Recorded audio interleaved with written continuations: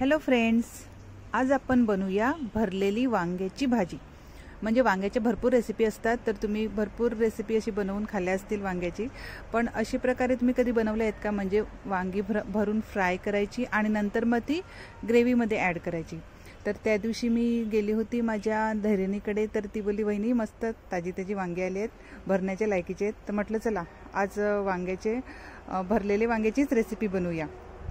तर चला तर ही मजेदार रेसिपी सुरू करूया। नमस्कार, मी अमिता पाटील आणि माझ्या कुकिंग चॅनलमध्ये तुम्हा सर्वांचं मनापासून स्वागत आहे। तर इथे मी घेतलेली आहेत अर्धा किलो वांगी, म्हणजे छोटी वांगी आहेत भरण्याच्या लायकीची। तर ही अगोदर काय करायचं आहे, स्वच्छ धुवून घेऊया।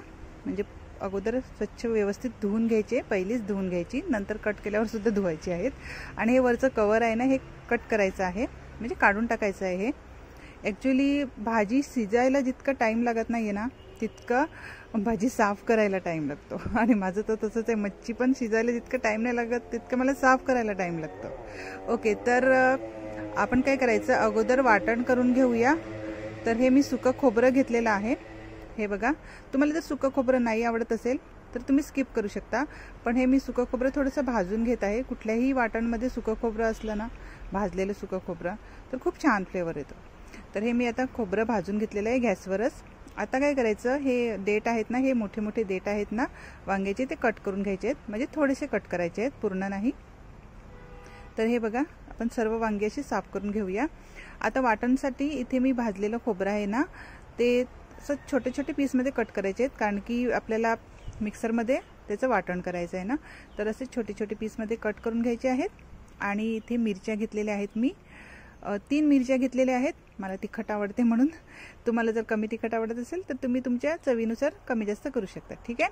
5-6 लसणाच्या पाकळ्या घ्यायच्या आहेत आणि 2 इंच अद्रकचा तुकडा घ्यायचा आहे, तो सुद्धा असा छोटे छोटे पीसमध्ये कट करायचा आहे। आणि इथे थोडीशी कोथिंबीर घेतलेली आहे मी। ॲक्च्युली कोथिंबीर नंतर ॲड करायची असते, पण मी थोडंसं वाटणमध्ये सुद्धा ॲड करते।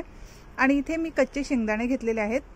कच्चे शेंगदाणे काय होते, बाइंडिंग छान होते, म्हणजे कुठल्याही वस्तूमध्ये बाइंडिंग येते।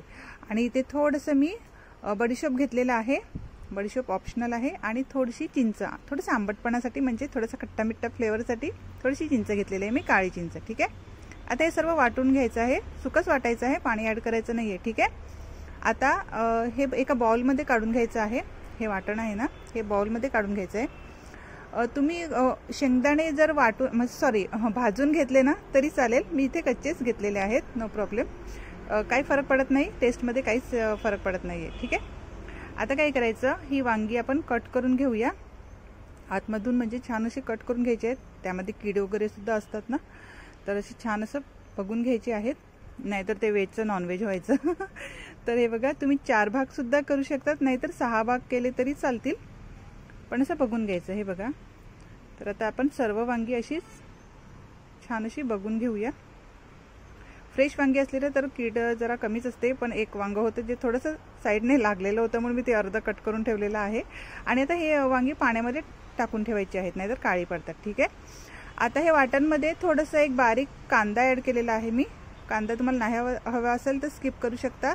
लाल तिखट, गरम मसाला, हळद आणि मीठ, आणि तुमच्याकडे किचन किंग असेल, किचन किंग सुद्धा ॲड करू शकता, ठीक आहे। आता हे सर्व मिक्स करून घ्यायचं आहे। ॲक्च्युली मला फार घाई झाली होती, म्हणून ते सर्व फटाफट करत होती, कारण की माझा मुलगा आराध्य 12 वाजता स्कूलमध्ये जातो, त्यानंतर मला जेवण वगैरे बनवायला घ्यायला लागते। एका गृहिणीला किती कामं असतात, तर मग फारच घाई होते। आणि असं स्पेशल बनवायचं असलं ना तर मग खूपच घाई होते। तर हे बघा, वांगी छान अशी भरून घ्यायची आहेत, पाण्यातून काढून घ्यायचं, व्यवस्थित पाणी काढून टाकायचं, आणि हे वाटण आहे ना ते त्यामध्ये भरून घ्यायचं आहे। हे बघा, छान असं दाबून दाबून भरायचं आहे।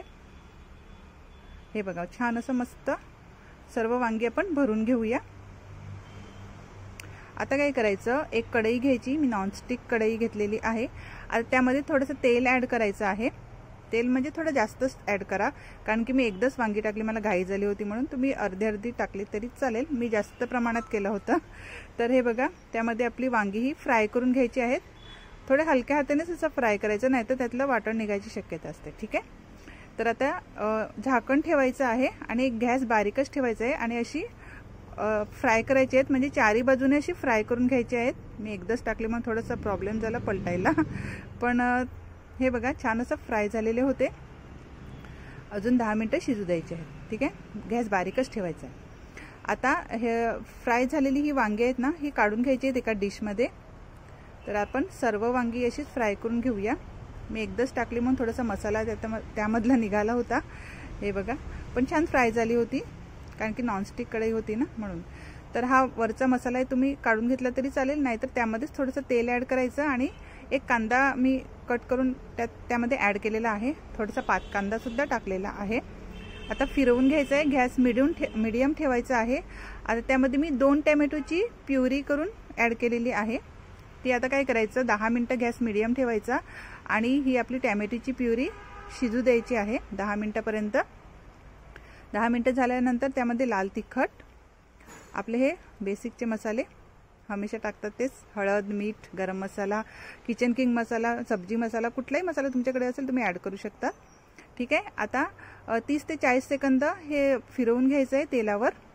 गॅस बारीकच ठेवायचा आहे, नंतर मसाले जळायची शक्यता असते. ठीक आहे, आणि आता त्यामध्ये कोमट पाणी ॲड करायचं आहे. कोमट पाणी करून ठेवायचं आणि कोमट पाणी त्यामध्ये ॲड करायचं.